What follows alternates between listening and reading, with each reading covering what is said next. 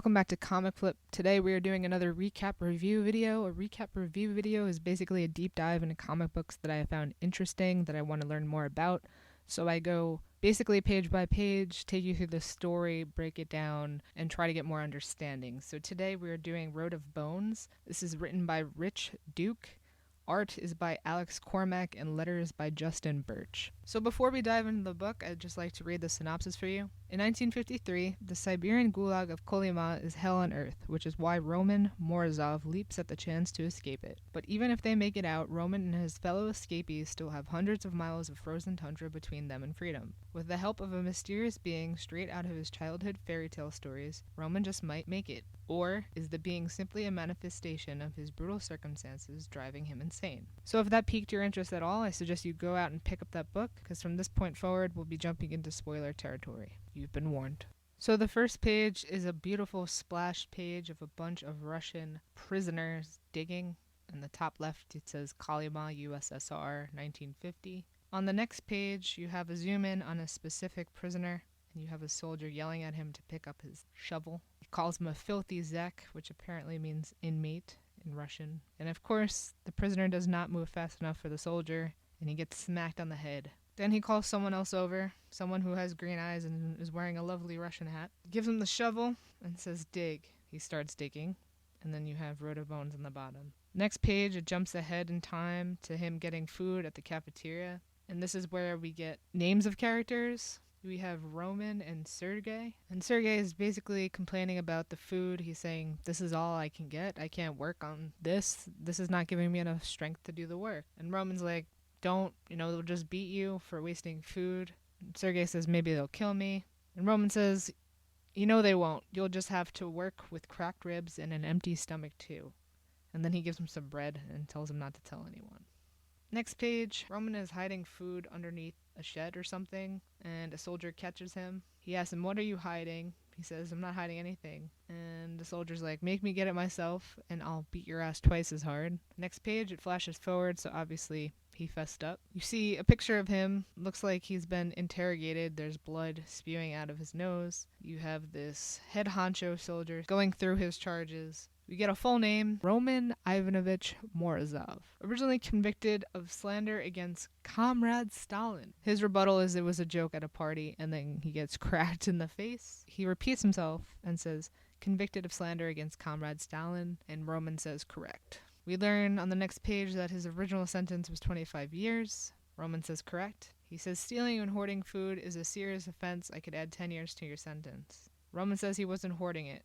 So naturally, the guards are like, well, then what the hell were you doing with the food? So Roman says he was given the food to a domovik, which in Russian folklore is the ancestral founder of the family and moves with it from house to house.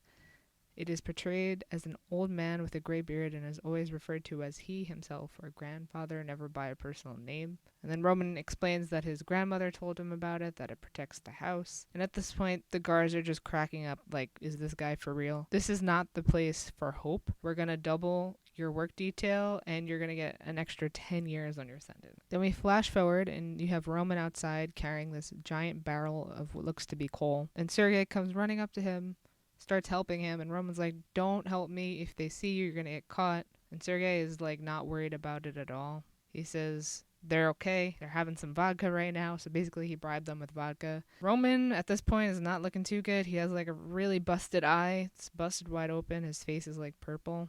He's like, where did you get your hands on vodka? He's like, I made some new friends. Don't worry about it. And then he's like, are you still working in the kitchen? Roman confirms it. Sergey says that the people he's working for wants to meet Roman. On the next page, we meet a new character.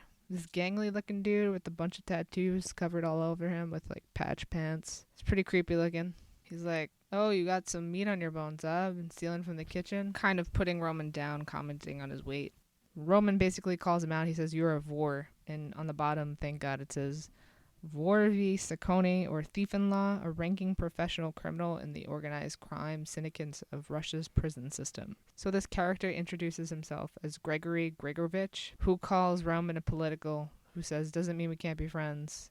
And Roman's like, I don't want any trouble, not with you or the Suka. Apparently, Suka means bitches. Vor who betrayed the syndicate by cutting deals with the Soviet government. Gregory basically confirms to Roman that there's about to be a war, an underground war going on, where there's going to be a transition in power. He says it's going to be bloody, it's going to be soon. And Roman's like, why do I care whose boot is on my neck? You think yours is any lighter? Gregory says, fair point, but what if there was a way to get that boot off, to get all of them off, and stand up and be a man again? So I guess he convinced Roman, because on the next page, you have Roman in the kitchen saying this is insane. And apparently there's a plan, and now Sergei is working with them.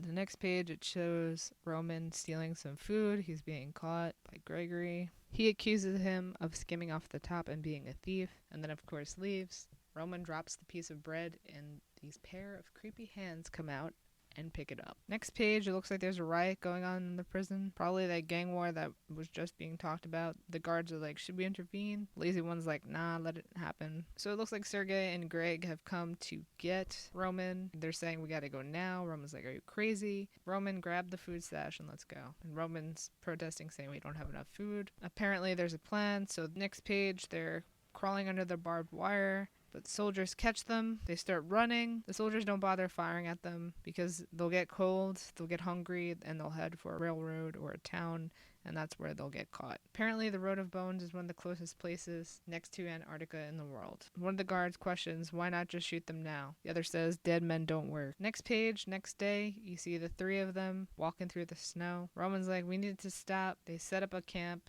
They start eating, and they realize they don't have enough food. Gregory and Sergei are like, I thought you were collecting food for us. And Roman's like, I have been. They're like, this is not enough. And then Roman counters, well, you said you had a plan. Of course we do, but we'll worry about later. We're free men, let's eat. I totally think they're gonna kill Roman since he's the pudgier one in the group and eat him, kind of a Lord of the Flies situation. So it fast forwards to them sleeping. Someone wakes up, they see a fire. Then we see the Domovic. Says, it is good to see you free from that place of horrors, but the road ahead is littered with horrors as well.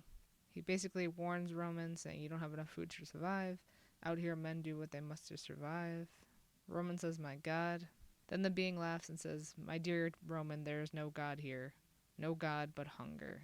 So there you have it, the recap review video for Road of Bones #1. What I like best about this comic is that it's based on history. The Road of Bones does indeed exist. According to Wikipedia, #1 source, the road was started in 1932 by inmates in a labor camp and then continued on during the Stalin era, the use of Gulag labor until 1953. So obviously this book is based around that time. It is 2,000 kilometers long. For my American friends, that is 1,262 miles. And people did die on the road and they didn't bother burying them. So it's kind of like a historical horror.